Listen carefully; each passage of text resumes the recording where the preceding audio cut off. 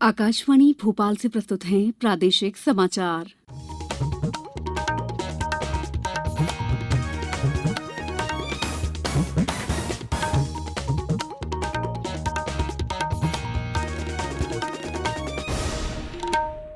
नमस्कार, समाचारों के साथ मैं दीपा सिंह। पहली 1 अप्रैल देश भर में 18 साल से अधिक आयु वर्ग के लिए सरकारी केंद्रों में निःशुल्क कोविड टीकाकरण अभियान जारी है। युवाओं से आग्रह है कि टीका जरूर लगवाएं और अन्य लोगों को भी इसके लिए प्रोत्साहित करें। जब तक आवश्यक न हो घर से बाहर न निकलें और सुरक्षा के 3 सरल उपायों का पालन करें। मास्क लगाएं, 2 गज की सुरक्षित दूरी बनाए रखें, हाथ और चेहरा साफ रखें। कोविड संबंधी जानकारी और मार्गदर्शन के लिए राष्ट्रीय हेल्पलाइन नंबर 01123978046 और 1075 पर संपर्क करें। सबसे पहले मुख्य समाचार। प्रधानमंत्री नरेंद्र मोदी कल स्वच्छ भारत मिशन शहरी के द्वितीय चरण सहित विभिन्न योजनाओं का करेंगे शुभारंभ। केंद्रीय स्वास्थ्य मंत्रालय ने आगामी त्योहारों के मद्देनजर भीड़ से बचने और मास्क लगाने की सलाह दी। मुख्यमंत्री शिवराज सिंह चौहान कल महिला स्व सहायता समूहों को 250 करोड़ रुपए का बैंक ऋण वितरित करेंगे और आईआईटी हैदराबाद के अनुसंधानकर्ताओं ने तैयार किया कॉर्निया प्रत्यारोपण का विकल्प। अब समाचार विस्तार से। प्रधानमंत्री नरेंद्र मोदी कल नई दिल्ली में स्वच्छ भारत मिशन शहरी के द्वितीय चरण और कायाकल्प तथा शहरी परिवर्तन के लिए अटल मिशन अमृत के दूसरे चरण का शुभारंभ करेंगे। केंद्र सरकार के ये दोनों महत्वाकांक्षी मिशन शहरों की चुनौतियों से प्रभावी ढंग से निपटने की दिशा में महत्वपूर्ण कदम है और 2030 तक सतत विकास लक्ष्यों को हासिल करने में मददगार साबित होंगे। इस अवसर पर आवास और शहरी मामलों के मंत्री हरदीप सिंह पुरी और राज्यों तथा केंद्र शासित प्रदेशों के शहरी विकास मंत्री भी मौजूद रहेंगे। केंद्रीय स्वास्थ्य मंत्रालय ने आने वाले त्योहारों के मद्देनजर लोगों से भीड़ से दूर रहने, उचित दूरी बनाए रखने और मास्क का उपयोग करने की अपील की है। संवाददाताओं से बात करते हुए स्वास्थ्य सचिव राजेश भूषण ने लोगों से कोविड उचित व्यवहार के साथ त्योहार मनाने को कहा है। भारतीय आयुर्विज्ञान परिषद के महानिदेशक डॉक्टर बलराम भार्गव ने कहा है कि इस साल अनावश्यक यात्रा से बचें और त्योहार मनाएं। गौरतलब है कि 18 साल से ऊपर आयु वर्ग की 69% आबादी को कोविड रोधी पहला टीका लगाया जा चुका है, जबकि 25% आबादी को दोनों टीके लगाए जा चुके हैं। शिवपुरी जिले में प्रधानमंत्री आवास योजना ग्रामीण के अंतर्गत पूर्ण हुए 403 आवासों का वर्चुअल गृह प्रवेश कार्यक्रम कल आयोजित किया जाएगा। जिला पंचायत के मुख्य कार्यपालन अधिकारी एचपी वर्मा के मुताबिक गृह प्रवेश कार्यक्रम में जनपद बदरवास में 100 आवास, खनियाधाना में 120, कोलारस में 35, नरवर में 60, पिछोर में 63, पोहरी में 20 और शिवपुरी में 5 आवासों में गृह प्रवेश कराया जाएगा। भारत स्काउट और गाइड मध्यप्रदेश की राज्य परिषद की वर्चुअल बैठक कल राज्य मुख्यालय भोपाल के सभागार में हुई। बैठक की अध्यक्षता करते हुए स्कूल शिक्षा राज्य मंत्री इंदर सिंह परमार ने कहा कि भारतीय संस्कृति और परंपरा का पोषण भारत स्काउट और गाइड जैसी संस्था ही कर सकती है, इसलिए इसे आगे बढ़ाने की आवश्यकता है। प्रदेश के राज्य मीडिया प्रभारी राधेश्याम ने बताया कि बैठक में वार्षिक प्रतिवेदन और वार्षिक कार्ययोजना सहित अन्य प्रस्तावों पर चर्चा की गई। अब समय है आजादी के अमृत महोत्सव पर समाचार एकांश की क्विज प्रतियोगिता में कल पूछे गए प्रश्न के विजेता का नाम बताने का। कल हमने पूछा था मध्यप्रदेश के पहले मुख्यमंत्री कौन थे। सही उत्तर है रविशंकर शुक्ल। सही उत्तर देने वाले श्रोताओं में से भाग्यशाली विजेता हैं राजस्थान के उदयपुर जिले के राजेश पुष्करना। राजेश पुष्करना ने प्रादेशिक समाचार एकांश की क्विज प्रतियोगिता के बारे में अपने विचार हमसे साझा किए। श्रोताओं को मेरा नमस्कार। मेरा नाम राजेश पुष्करना, गांव इंटरली, तहसील मावली, जिला उदयपुर, राजस्थान से बोल रहा हूं। मैं आकाशवाणी का बचपन से ही नियमित श्रोता रहा हूं।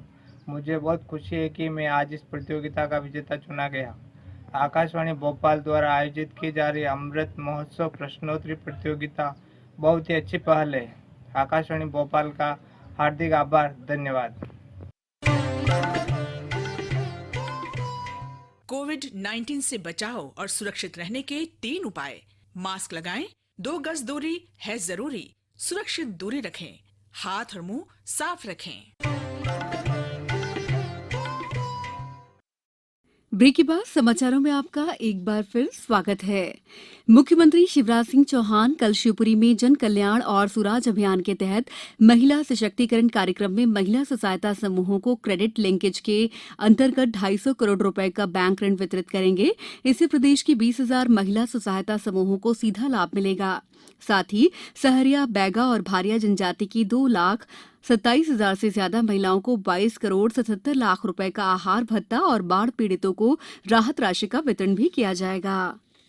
केंद्र सरकार द्वारा नीमच रतलाम रेल लाइन के दोहरीकरण को मंजूरी देने पर प्रतिक्रिया व्यक्त करते हुए रतलाम के मंडल रेल प्रबंधक विनीत गुप्ता ने आकाशवाणी से कहा कि इससे रेल यात्रा सुगम हो जाएगी और इस क्षेत्र में आर्थिक गतिविधियों के नए अवसर पैदा होंगे। पेश है एक रिपोर्ट। डीआरएम रतलाम मंडल ने कहा है कि रतलाम नीमच लाइन के दोहरीकरण से क्षेत्र में रेलवे की क्षमता में वृद्धि होगी, जिससे अधिक माल और यात्री ट्रेनों की शुरुआत हो सकेगी। नीमच रतलाम दोहरीकरण से हमें अपनी लाइन कैपेसिटी बढ़ाने में मदद मिलेगी, जिससे कि हम इस सेक्शन में और पैसेंजर ट्रेन और गुड्स ट्रेन चला पाएंगे। इसमें रतलाम मंडल की जो औद्योगिक क्षेत्र है तो उनको काफी राहत मिलेगी।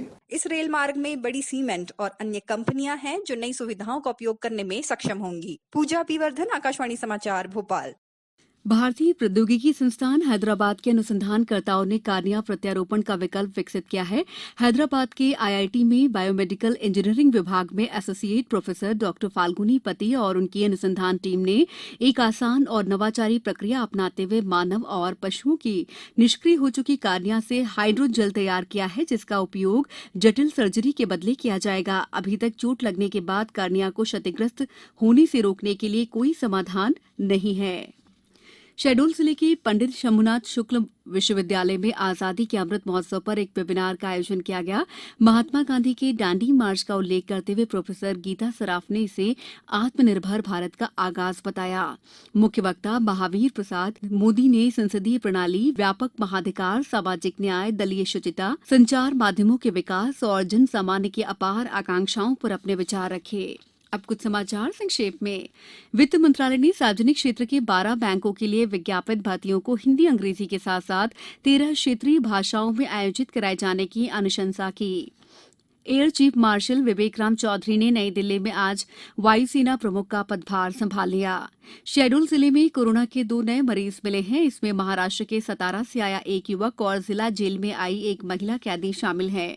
नीमच में मजदूरों से भरी एक महिंद्रा जीप और लोडर वाहन की टक्कर में एक मजदूर की मौत हो गई और 9 अन्य घायल हो गए। गुना के शासकीय स्नातकोत्तर महाविद्यालय में कल नई राष्ट्रीय शिक्षा नीति पर कार्यशाला का आयोजन किया गया है। खरगोन जिले के सनावद स्थित तहसील कार्यालय के उप पंजीयक को आज लोकायुक्त पुलिस इंदौर के दल ने रिश्वत लेते रंगे हाथों पकड़ लिया। रायसेन कलेक्टर ने अवैध मदिरा के परिवहन में प्रयुक्त 6 वाहनों सहित 625 लीटर देशी शराब राजसात करने के आदेश दिए हैं। देवास में 2 अक्टूबर से 14 नवंबर तक आजादी का अमृत महोत्सव जागरूकता और पहुंच कार्यक्रम आयोजित किया जाएगा। सीधी कलेक्टर ने रीवा सीधी सिंगरौली रेलवे लाइन भू अर्जन की समीक्षा करते हुए निर्धारित समय सीमा में सभी कार्रवाइयां पूरी करने के निर्देश दिए हैं। इस बुलेटिन में फिलहाल इतना ही। अंत में एक अपील, मास्क और 2 गज की दूरी, हाथ धोना भी है जरूरी। नमस्कार।